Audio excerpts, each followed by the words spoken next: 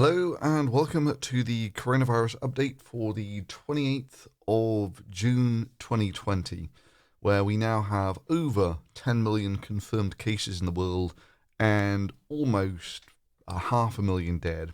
And yeah, it's still not even slowing down. So this was basically the first wave, which was China. 100,000 cases, and now up to 10 million. Anyway, and it looked like it was contained for a bit. Yeah, morals about contagious diseases. Anyway, it spread to Europe and America, which gave us mostly of all of this. And then the rest of the world is this. So this is the thing, China was first. Let's see if we can find China, seeing as they now have fewer cases than Qatar. They look. All these will be on the same scale, by the way. So they cook up first, and then it goes to Italy, who is a month or so later before they peak out. And then you take a look at places. Let's just take Brazil. They're sort of a late one to cook up, and they're still going up, as are India. So these are daily cases, by the way, not the combined total cases. Now, the US is definitely heading for. Actually, it's not even clear if it's a second wave. So this was the first wave, but this was mostly New York, or about half or a third of this was New York. And what's actually happening here, you get a much better picture of if you look at the rest of the United States. Overall, of course, it's record number of cases. This is actually getting very close to having the most number of new cases per day in the world. A price that is currently swapping between. So Brazil had 55,000 new cases on their best day. America is up at 45. But, with this sort of growth, it's only going to be, the doubling rate of the virus is about 3 days. So with uncontained spread, it's still going to ramp up. Now, you really should let's take a look at some of the details on this. And one of those is if you break it down by region. And this is what I mean. If you take a look in the northeast, well, that looks like a European country there. It still bugs me that all these people plot, this is BBC, but they can't plot a rolling average that goes through the bloody data. Sorry, grumble. Anyway, Midwest looks okay. But the South and the West, it's just places like California. I know people in California. They had one of the strictest lockdowns that I know of. So I'm not quite sure what the hell the deal there is. And the South, again, it's not. They had governors of places like Texas and Florida doing a victory lap saying, they leveled the curve. And, if you level the curve, there is some hope that it's going to come down. But it's only just beginning for the South and the West. I mean, bear in mind that if you take action now, it's 2 weeks basically before it starts going down again, because they're actually all the people who are spreading it now. It'll take 5 days to a week before those people start to manifest symptoms. So if you like, there's almost 2 weeks of new cases in the feed at any one time. And so you take a look at the problem with some more resolution, and it's a little more complicated. One thing you can say for certain is it's going to take a look. This is going to be going. Well, I mean, even if it just follows this curve here, you're looking at September-ish before the South and maybe the West are under control. Now, there are some elements of bright news here, even for America. So there's 10 million cases in the world. America is down now to about a quarter of the cases in the world. Lots of competition, but you'll remember that I've been following these numbers, the ratio of total confirmed cases to deaths, because that essentially gives you the death rate. And you plot that up and it looks like that, which means that, overall, it's about a 5%. Yeah, if you get the virus, it's about 5% chance of dying. These are total world cases at the bottom. However, if you break this down to just, these 2 points here, you know how many extra cases you had, you know how many extra deaths you had, you can sort of calculate a instantaneous mortality rate. And that's kind of leveling out now at about 3%. Now, it's a little complicated because this is done on global numbers. These contain places. There's problems with these numbers. You get places like India. Yeah, are they really accurately reporting their deaths? It's not that they're trying to fix it or anything. It's just,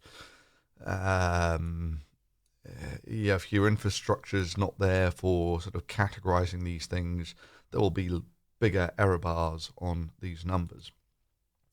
Anyway, so it looks like it's probably going to be about 2%-ish is probably about the right mortality rate for the virus.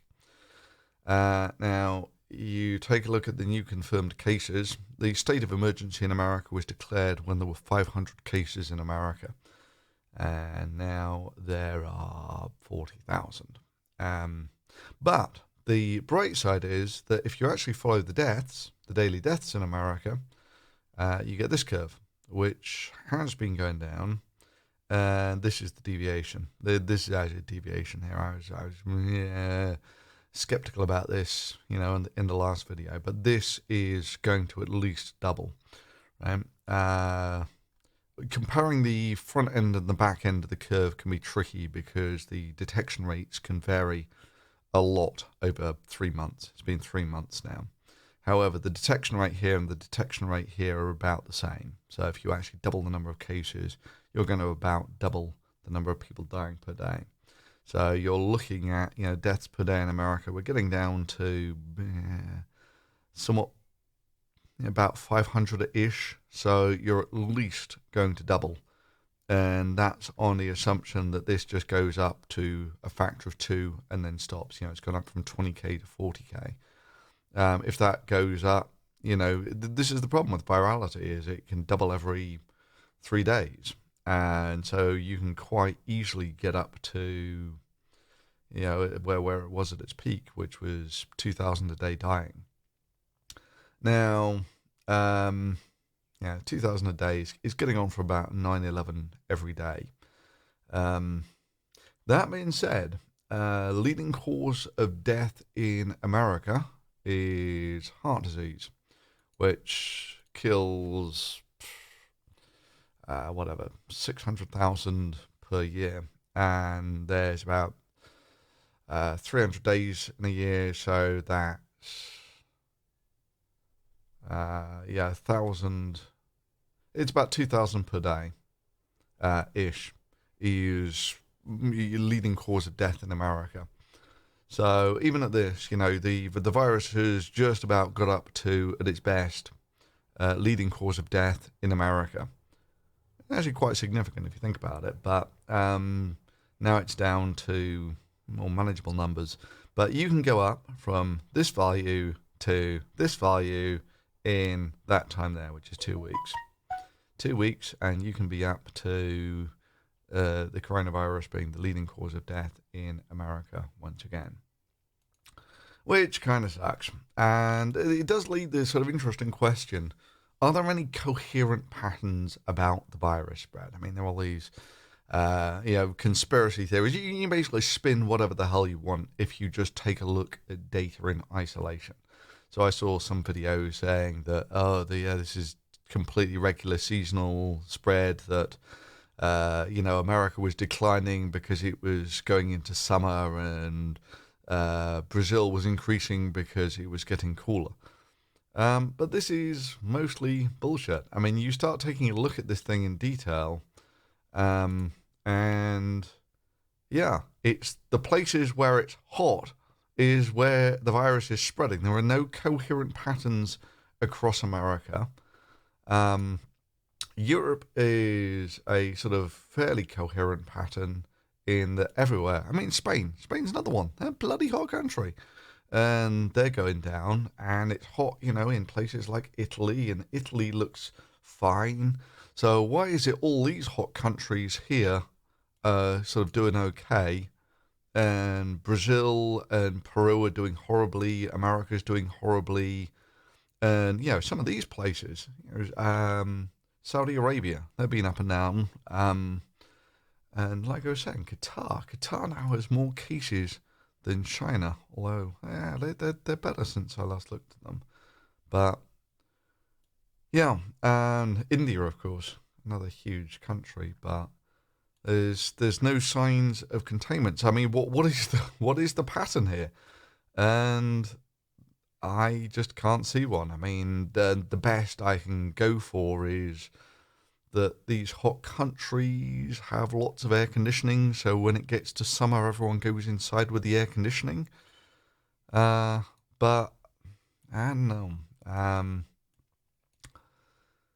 Yeah, I'm not seeing coherent patterns, but there are lots of people who, will say it's down to, just a single factor. It's not that I can see. Well, masks. Could you say masks? No, not really, because the UK,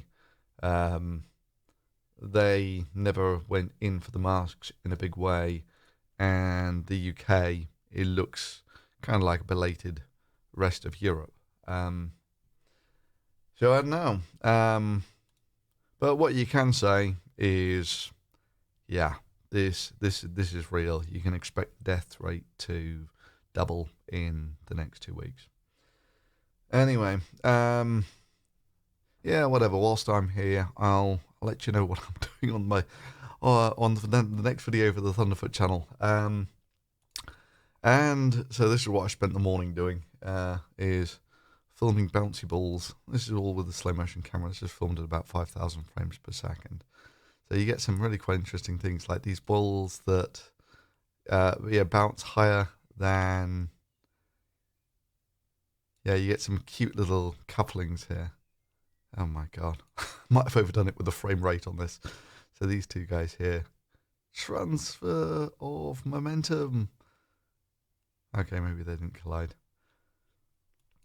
Anyway, so this, believe it or not, is to explain the atmosphere to a flat earther.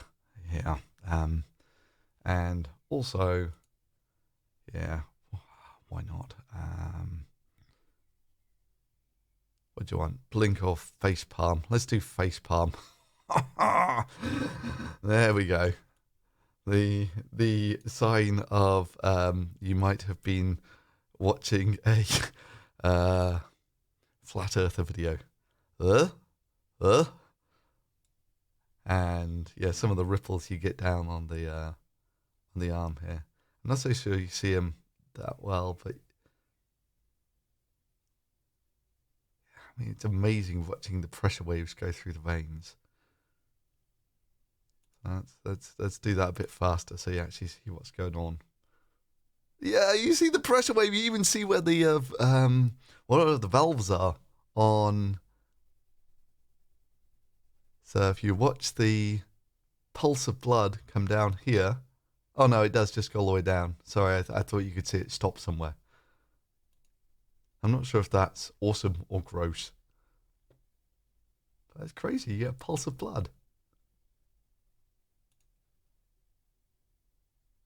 Whee. Right. Okay. So with that, I will. If you enjoyed that, give it a thumbs up, and see you next time. Thanks for watching.